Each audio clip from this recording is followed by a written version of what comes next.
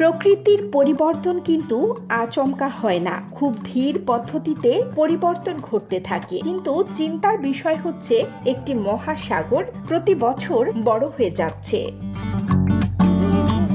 সেই সাগরটার নাম আটলান্টিক মহাসাগর। এই মহাসাগরটি বড় থেকে আরো বড় হচ্ছে আর ক্রমে পৃথিবীর স্থলভাগ সরছে, আর তার জেরেই আটলান্টিক মহাসাগর বড় হচ্ছে।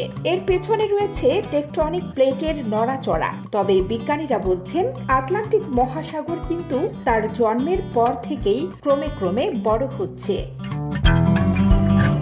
টেকটনিক প্লেটের নড়াচড়া যে তার বৃদ্ধি ঘটাচ্ছে, এটা মেনে নিয়েও তাদের কাছে এই টেকটনিক প্লেটের নড়াচড়া ঠিক কিভাবে আটলান্টিককে বড় করে তুলেছে তা পরিষ্কার হয়ে উঠতে পারেননি।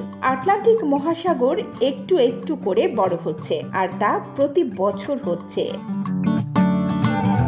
আটলান্টিক বড় হতে থাকলেও প্রশান্ত মহাসাগর কিন্তু ক্রমেই ছোট হচ্ছে, সেটাও হচ্ছে প্রতি বছর। প্রশান্ত মহাসাগর বিশ্বের সবচেয়ে বৃহৎ মহাসাগর, তার গভীরতাও সবচেয়ে বেশি। সেই মহাসাগর ছোট হয়ে যাচ্ছে, আর অন্যদিকে তাল মিলিয়ে বড় হচ্ছে আটলান্টিক মহাসাগর।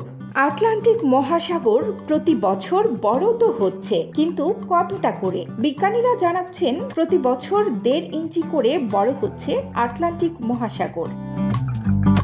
আর এই বড় হওয়ার গতি চিরদিন অক্ষুণ্ণ থাকবে। এভাবেই এটি বড় হতে থাকবে।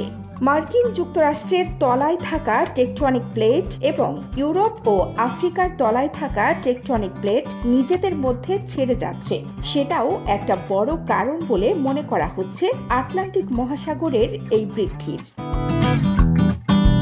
যেমন লোহিত সাগরকে মনে করা হয় সেটি তার শৈশব অবস্থায় রয়েছে, সেটি বড় হয়েই চলেছে, আর এমন একটা দিন আসবে যেদিন সেটি আটলান্টিক মহাসাগরের মতো বড় একটি মহাসাগরে পরিণত হবে।